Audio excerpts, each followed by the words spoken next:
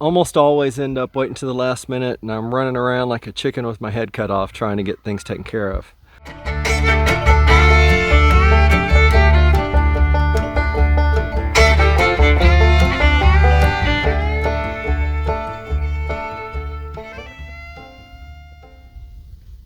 Hey all, welcome to TNT Homesteading. This is Terry.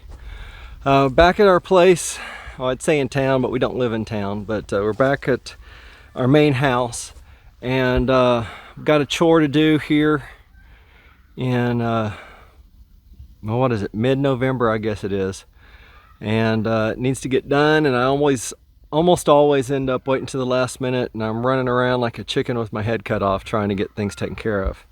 But today, we're cleaning the chicken coop. I have already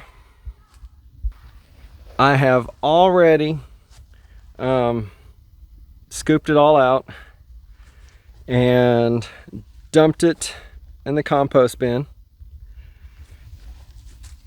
And so that's the main thing that needs to happen. The egg boxes are empty as well.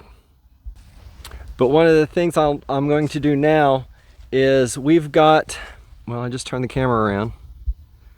We have these vents along the top of our chicken coop. And then we have one vent on the north side and another vent on the south side. And we do that just to help with the ventilation during the summer. Oh, and inside we have a window, and the top part of the window is also just hardware cloth. So anyway, the plan right now is to, which I do every year, is to cover that with plastic. On the inside of the chicken coop, I take this plastic and I staple it across the vents.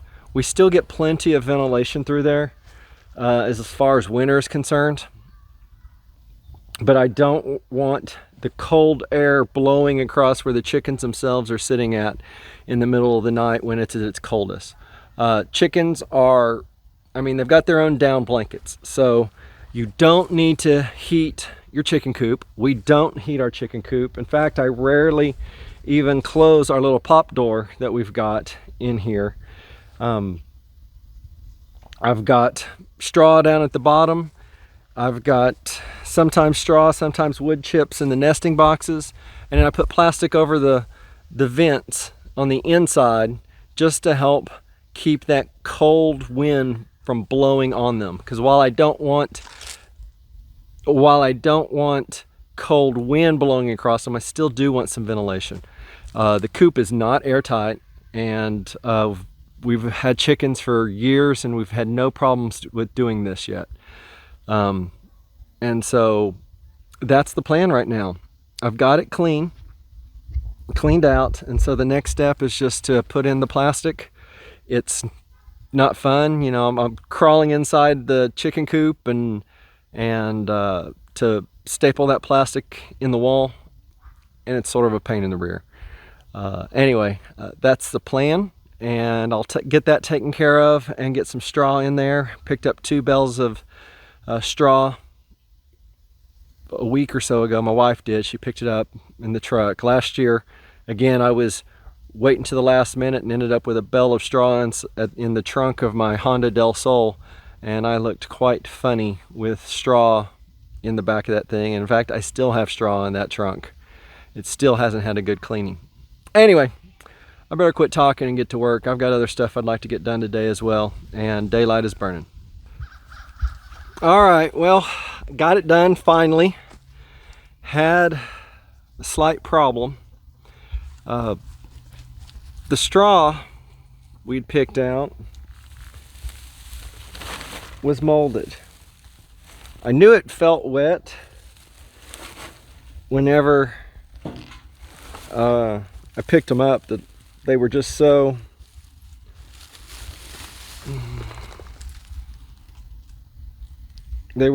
heavy, they felt wet. Well, when I busted them apart to put them in the coop after emptying the coop, it was molded. I didn't actually bust the other one open. I'll probably look at calling the store back, but I don't know. Anyway, but I did run down to one of the stores and get some pine shavings for in there. I got a nice thick bed, and again, I'm doing this. I usually do a big thick bed in the wintertime, and then I will turn this as the year progresses, and I'll come out here and I'll turn the shavings. With the shavings, I may even be able to scoop a little bit out and make it a little bit easier than if I'm messing with just a bunch of straw in here. But that is pretty much it. So because of the trip to the store, it took a lot longer than expected. Oh, goodness gracious. There we go.